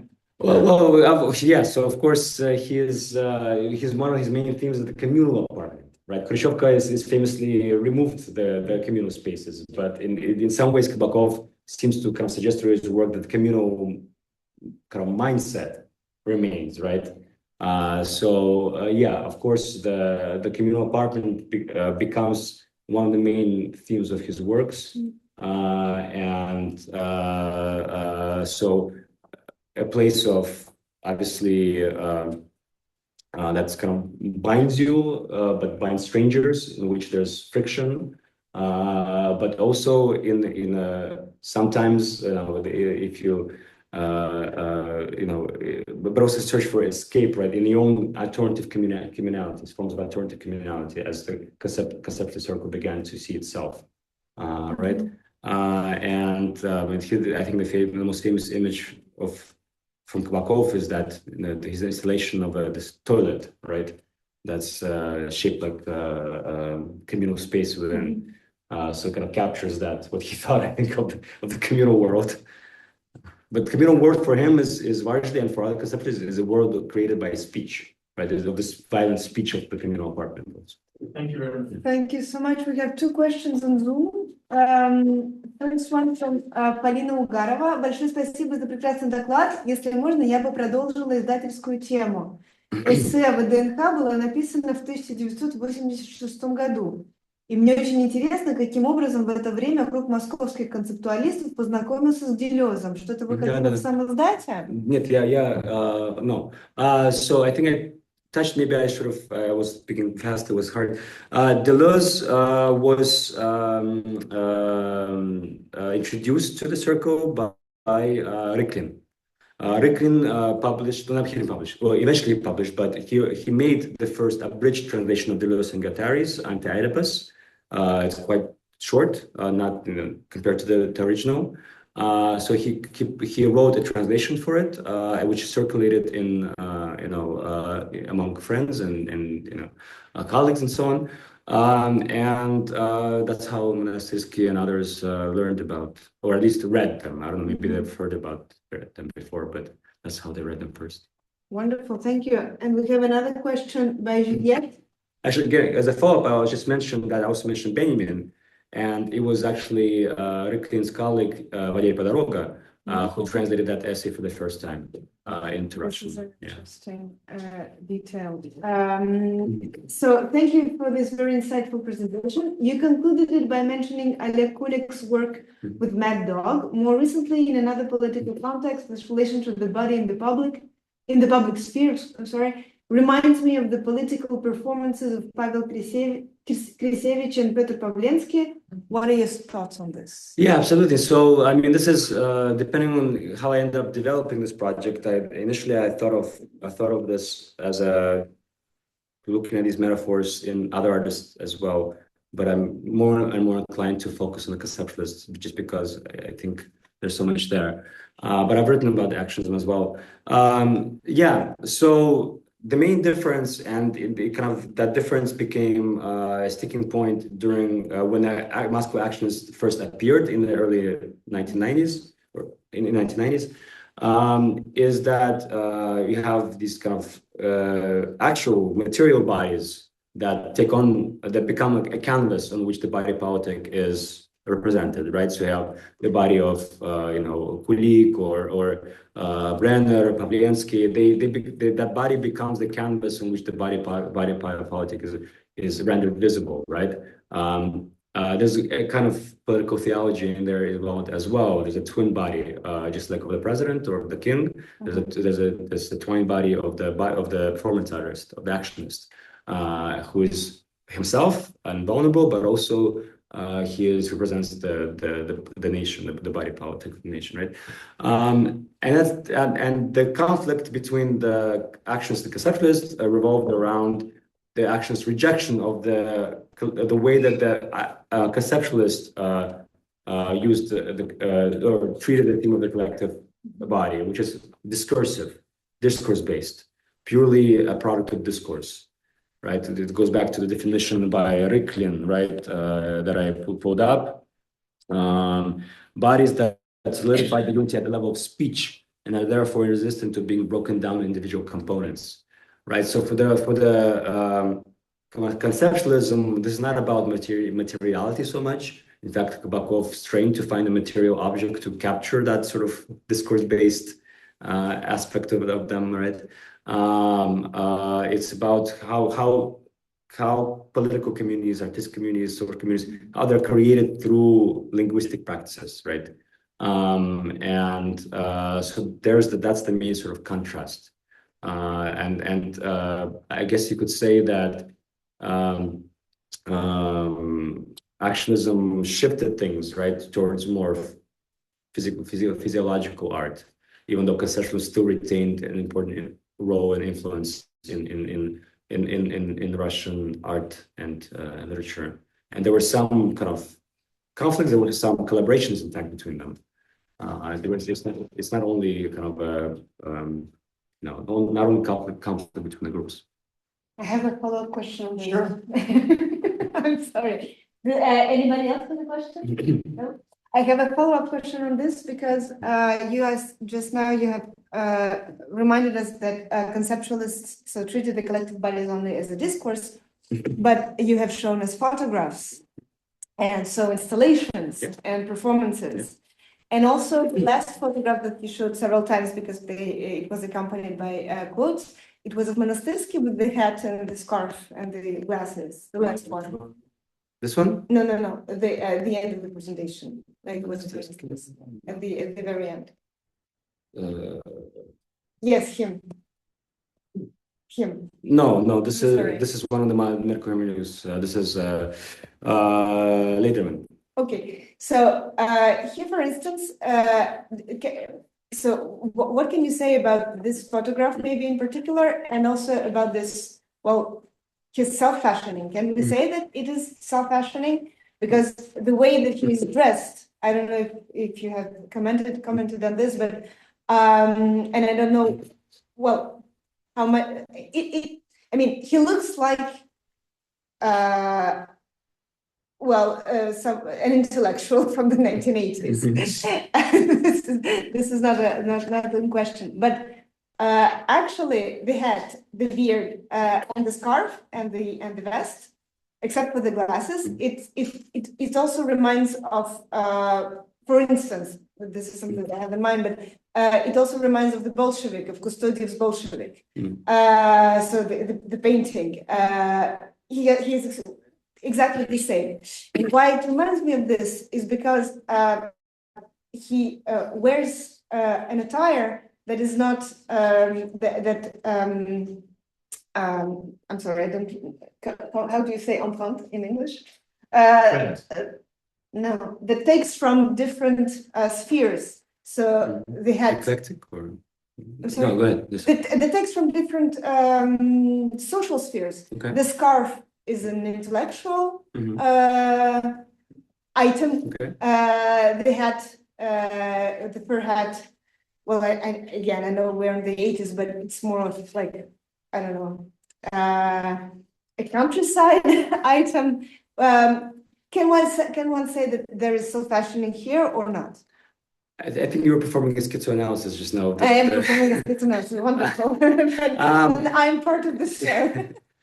Yeah, I haven't thought about this, the kind of the self-fashioning aspect of it. I remember in a kind of in an interview, or maybe perhaps one of his memoirs, Pepperstein mentioning his sort of his attire and not this guy, but another one of the members of how they were sort of like presenting themselves a bit as punks is not the right word, but sort of countercultural, but not within the realm of kind of late Soviet culture. So there was on an individual level with some of them, perhaps an attempt to self-fashioning through dress or so on, but I don't think it was necessarily kind of maybe. Very much like actors from the movie Gorky Park, for instance. Yeah, which is from the 80s. Yeah, but the wider question I think is very valid. I mean, there is of course materiality to their works. That's not something to be that can be denied, and I think that's in fact a very potentially rich sort of object of study. The difference is that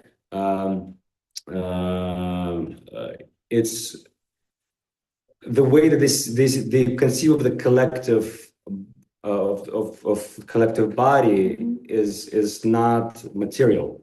Yes, the way yes, it's united through ideological sort of emanations from the sort of the word of ideology of the collective unconscious. They use these kind of terms, right? It's something it's more semiotic, right? Of course, the Botman is another kind of figure in the background here, and the development of Russian Soviet semiotics, yeah. So it's bodies are constituted not through materiality. They keep playing with deconstructing the presence, right, in a way that post-structuralism does and postmodernism does, and they accuse the actions as being modernists, as being sort of really sort of what are you doing? This is not actual anymore, right? This is aesthetically backwards. So they accuse them of being kind of uncritical modernists, whereas they're playing with these terms. Yeah.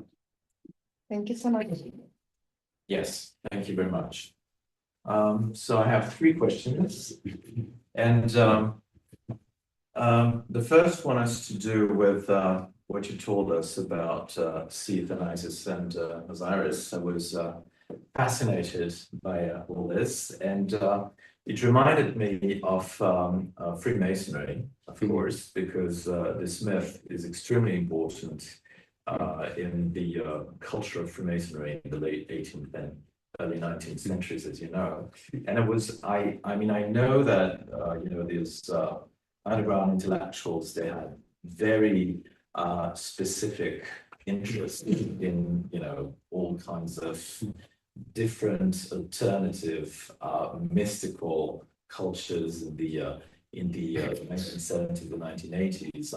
I remember discussing this with my former colleague Michael Melech, who discussed his interest in yoga and the interest of a lot of people from Scandinavia in Buddhism, for instance, at that precise period. And I was wondering whether some of them had any interest at all in Freemasonry, and especially in relation with the fact that, as you know, Freemasonry is organized around a specific autonomous safe space, which is the space of the lodge, of the lodge. And since they were trying to come up with some kind of autonomous space, which is important in terms of defining who's a member of it and who's not a member of it. One of the quotes read, he's from the gnome or is not from the gnome. That reminds very much of the kind of, mentality that you would come across with when discussing Freemasonry, and also the fact that they would use this neologism of no, right, to name this, which is interesting because it's a neologism, which is a way to avoid naming something, using words which come from the profane word, and which reminds very much of the kind of cultural dynamics that you would see in Freemasonry. As you know, you wouldn't be allowed to name the lodges. You would, refer to them through the letter L, 3 dots, for instance. And actually, I even started thinking that gnome, sounds like no name or something like that. So I was wondering whether you could elaborate on this. That's my first question. Do I answer first, or should I move on to? Let's get all of them. Okay. So the second one has to do with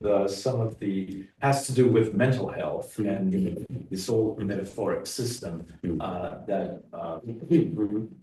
is based obviously on the language, different languages of mental health. And you mentioned Chadaev at some point, as the image of someone who was declared mentally ill, and it was someone who challenged power and came up with this idea of emptiness. And you mentioned emptiness at some point. And you mentioned Chadaev. Yes. You mentioned Chadaev in relation to exactly. Because first of all, it made me think of Pilevin, Chadaev, and then I remembered that the whole concept of emptiness as a specific space for Russia is something that is very important to Chernyaev.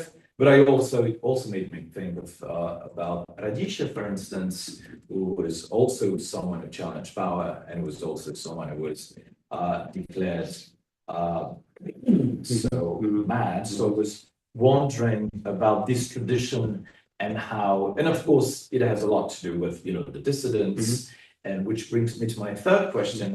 I found fascinating. I don't know anything about that, and I will be very grateful if you can enlighten me on that matter. The way they use so the word schizophrenia seems to me very interesting in the sense that they kind of use the same language that the Soviet repressive psychiatry was using, partially to refer to this kind of people. And I was wondering whether it's a case of flipping the stigma, for instance, to use the same kind of language as the power is using, but to use it in a totally different way and to re-cementize it in another way to find some kind of agency there. Yeah, thank you. Thank you. These are wonderful questions. Yeah, so the first one about Freemasonry, I don't recall ever coming up on any direct reference to Freemasonry as such, but clearly, like the logic of these groups, right, is somewhat similar. And there are, in Moscow conceptualism, they have their own rituals, they have their own linguistic practices, right? They're created through them, right? The group is constituted in part through these practices and linguistic utterances, rituals, terminology that only they know, which is why it's sometimes very difficult to kind of become sort of to write about them, because you feel like you're always on the outside, right? Unless you become, just like Pushkin, right? Because there wouldn't be, there wouldn't be so many examples of how we can build an autonomous space in both cultural and political terms. If you use Russian culture as a model, Freemasonry, or maybe terrorist cells, from the revolutionary tradition. That's about it, right? Well, you have Peter's, what is this? His entourage of clowns or whatever. But that's public. Yeah, that's for public display. Arzamas, which is Lotman is writing about exactly kind of around that time, perhaps. We're pretty much all Masons, but yeah. But that's sort of that logic is there. The picture you showed of the installation, the green one, it looks very much like in Sonic Lodge. It could be. Yeah. In terms of the mentioned names, right? Gnome. In fact, one of the ways that this communal body was kept reconstituting itself was to keep coming up with new names. So there was before there was no one was the Moscow avant-garde. It was Mani. It was Nom, and then it was Moksha, which is something which kind of alludes to some kind of Eastern deity or something. And then so the names kept changing, right? So so this body kept reconfiguring and taking on new names. But yeah, that's there as well. Mental health, so Prigov famously, I think, said that he was the last Soviet artist to be to be subject to punitive psychiatry in the Soviet Union. So that element was there. The words that keep coming up, and I think it begins with Kabakov. And in fact, when you read his responses to the very first volume of the very first actions of Paisky Zagar, Trips Out of Town, the word comfort is just everywhere. Like comfort. And it's not sort of this sort of bourgeois comfort that also becomes another popular word today. Like comfort is like its own subject of study, I think, in Putin's Russia. But this is like psychic mental comfort. And so how can you create this mental comfort, a psychic comfort, right? So that's something that already with the Trips Out of Town becomes a therapeutical in part. And then, of course, Monastyrsky actually experienced real sort of schizophrenia. And he interprets in Kashase sort of his interpretations of schizophrenia is kind of Lacanian, sort of as a disruption of semiosis, essentially, of the symbolic order, but to which he brings in some other sort of things as well. And then I think I agree with you that it becomes in a way of sort of kind of reappropriating mental illness, right? The mentally ill for Deleuze, also the schizophrenic, this marginal figure, becomes a marginality for Deleuze and is something that allows you to escape the sort of the repressive flows in the center, right? And allows you to it's this kind of zone of freedom. And this is for these artists who are on the margins.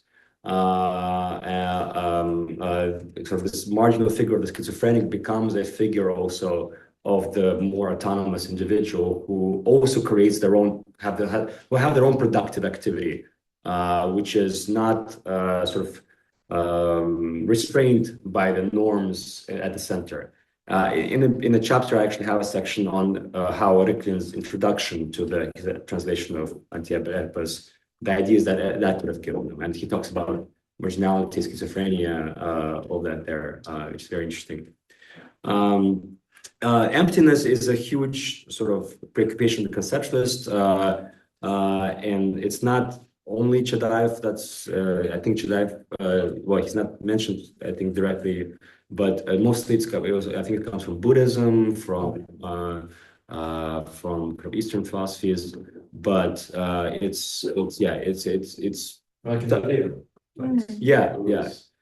So it's a big topic that's actually has been written about quite a bit. But if they mention Stamm, it's also Stamm's Dirka Publica. Yeah, and they actually mentioned Dirka Publica in some of the texts. Yeah. There's a fascinating schizoanalysis of the Russian coat of arms in one installation by Medical Hermeneutics where they talk about Dirka Publica, among other things. And then I think we covered it. That's about it. Yeah. Thank you so much. Do we have any concluding question on Zoom? No? So if we don't have any other questions, thank you again very much for this fascinating talk. And so, if you don't mind, I will get this up on YouTube for the students. Okay. Wonderful. So, yes, the last session, notre dernière séance aura lieu le 28 mai. D'accord? Vous savez que ce sera pendant la semaine des examens. Les L3, vous n'êtes pas obligés d'être là, mais les masters, vous êtes obligés d'être là. Mais si, ce sera formidable, ce sera en Zoom. D'accord? Avec Marc Lipavier. Voilà, so here on Zoom also, pardon, je parle en français, le 28 mai, en Zoom, avec Marc Lipavier. Bye bye. I hope to see you. Yes. All right.